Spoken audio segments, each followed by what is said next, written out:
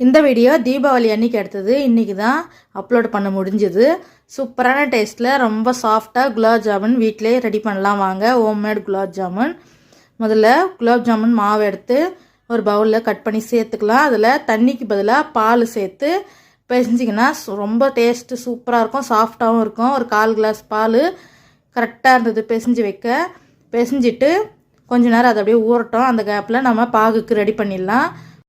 அடுப்பு மேலே ஒரு பவுல் வச்சு அதில் 1/2 லிட்டர் தண்ணி சேர்த்துக்கலாம். ஒரு கப்பு சர்க்கரை சேர்த்து நல்லா கரைஞ்சி வந்ததும் 2-3 ஏலக்காவை தட்டி சேர்த்து ஒரு 10 நிமிஷம் கொதிக்கட்டும். கொதித்து ஆற வச்சு பக்கமாக எடுத்து வச்சுக்கலாம். அந்த கேப்பில் பசங்க குலாப் ஜாமுன் மாவெல்லாம் உருட்டி கொடுத்துட்டாங்க. நான் பொன்னிறமாக பொரித்து இந்த ஜீராவில் போட்டு 2 மணி நேரம் ஊற வச்சு நல்லா சில்லுன்னு ஆற வச்சு சாப்பிட்டா சூப்பரான டேஸ்ட்டில் சாஃப்டான குலாப் ஜாமுன் ரெடி ஆகிடும். நீங்களும் கண்டிப்பாக ட்ரை பண்ணி பாருங்கள். பிடிச்சா லைக் பண்ணிவிட்டு நம்ம சேனலை சப்ஸ்கிரைப் பண்ணிக்கோங்க. பாய்.